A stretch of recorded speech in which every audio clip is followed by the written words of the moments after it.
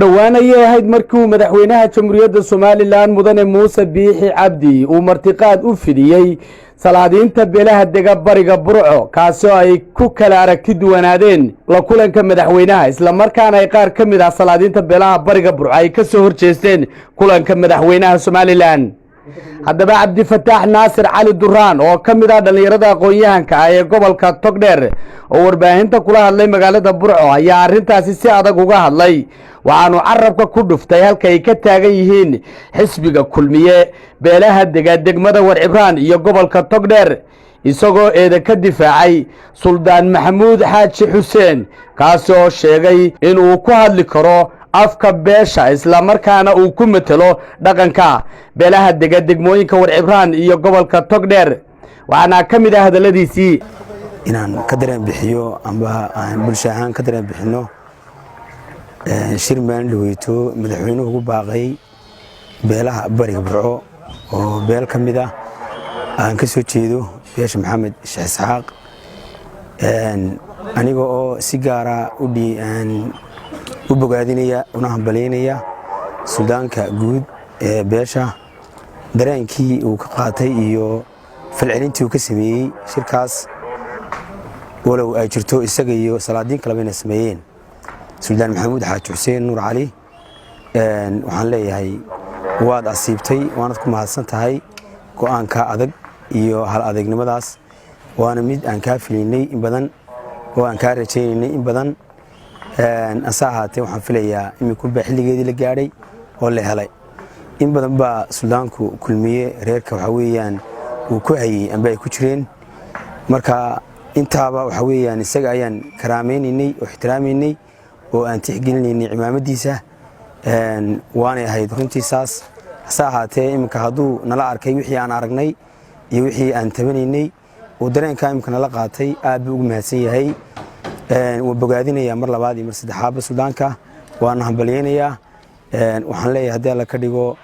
halkaas iyo meeshii uu dan reerka u ah in waxa weeyaan inuu suldaanku waxa weeye hogaamiyo qodobka labaad karaamada suldaanka waa lama taabtaan suldaanku wuxuu ka soo jeedaa beel karaamaysan shakhsiyan isagoo karaamaysan yahay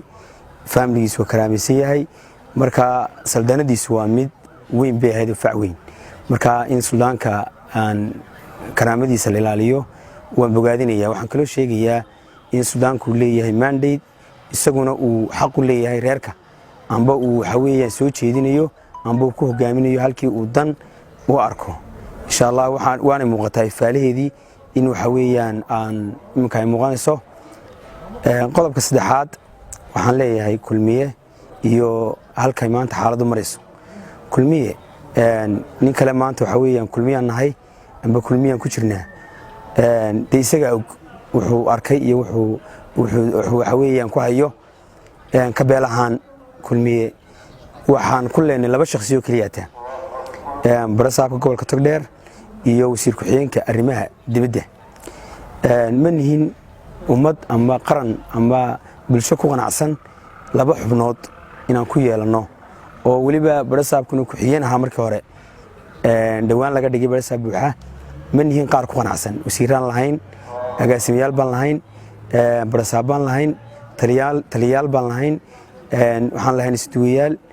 intaba waan lahayn intii maanta waxba kama joogaan waxa rifay ee gurayna waa kulmiye iyo dawladda weeyaan uu garwadeen ka yahay mudane madaxweyne Muuse Biixi Cabdi asahaatee maanta cilba ugu ma qabno waxaan cil ugu qabnaa maanta ma jirto waa dhamaadkii hadii la ka dhigo waxaan rajaynaynaa gucusub inuu noo dhasho ayaan rajaynaynaa hadii la ka dhigo marka maadaama ay sidaas xisbigu yeelay amba uu kulmiye yeelay manihin qaar maanta dee dul fadhiyay ummadina waa ka dareertay annaguna waxa weeyaan hore uga sii dareernaba waan ka tashanaynaa shir guud baa la isku imanayaa horaa loogu baaqay horaa loo bogaadiyey horaa loo sheegay marka haddii la ka dhigo ninka maanta le kulmiye ayaan nahay kulmiye waan ahayn annagaa dhisnay annagaa wax ka dhignay hase ahaatee dee way dhammaatay xilligiisi way dhammaatay kulmiyana wuxuu noqday abaallaagu noqday marka waxa weeyaan dee meesha caynkaasa ee sidaa ay tahay qaabkeedu ma sii joogi karno kumana jirno haddaan bulshada nahay dareenka bulshada aan ka bixinayno waxa weeyaan waa la ogyahay madaxweynuhuna dee laba shakhsi oo la jooga dee uu dareemi karaya bulshadii kala meeday marka haddii alla ka dhigo intaasaan ku soo afmeeraya kelmadahayga yara kooban ayaa la ciga ducaale Bukhari